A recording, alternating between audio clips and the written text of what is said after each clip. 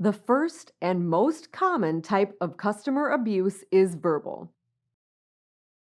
Verbal abuse is defined as any language a customer uses toward you in person, online, or over the phone that is considered offensive, malicious, or threatening.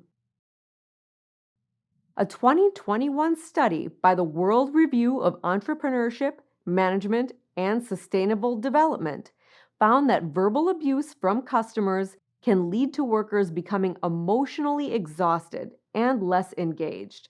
So it's in the best interest of both employees and leadership to find ways to confront the problem. Remember, although customers might sometimes be angry, upset, or say something critical about the way you've performed your job, this is not necessarily verbal abuse. An abusive remark usually extends beyond the interaction you're having with the customer and becomes personal and aggressive.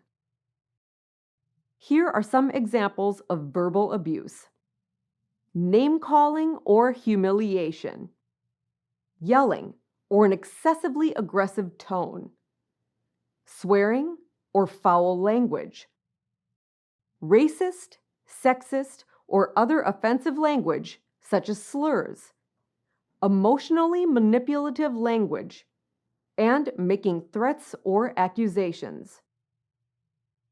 If a customer threatens you, it could also be a warning sign of the potential for more serious physical abuse.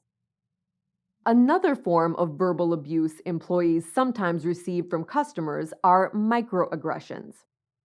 Psychologist and Columbia University professor Daryl W. Sue defined microaggressions as the everyday slights, indignities, put-downs, and insults that people of color, women, LGBT populations, or those who are marginalized experience in their day-to-day interactions with people.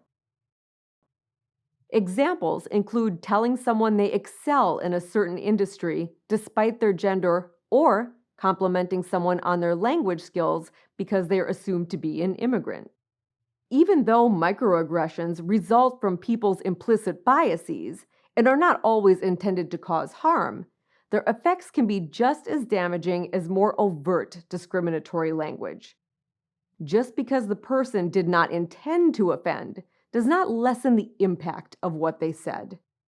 If you hear a microaggression from a customer, you must first decide how to respond.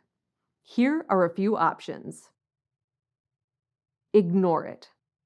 If you think the best option is to avoid more interaction with the customer and move on with your day, that's acceptable. A coworker who you see every day might be a different story, but for a customer you may only have to interact with once, you may prefer to let their offensive comment go. Ask for clarification. Customers who commit microaggressions may not be aware of the offensive nature of their comment until they are asked to expand upon it. Asking something like, "What did you mean?" or "Why did you make that assumption?" might encourage the customer to come to their own conclusions without you having to confront them in a more direct manner. Explain. You can also explain, in a kind and professional manner, why the customer's comment bothered you. They might apologize, or they might become angry. There's no way to know. You can hope that they learn from the experience and that you may have spared a stranger from hearing the same thing from them in the future.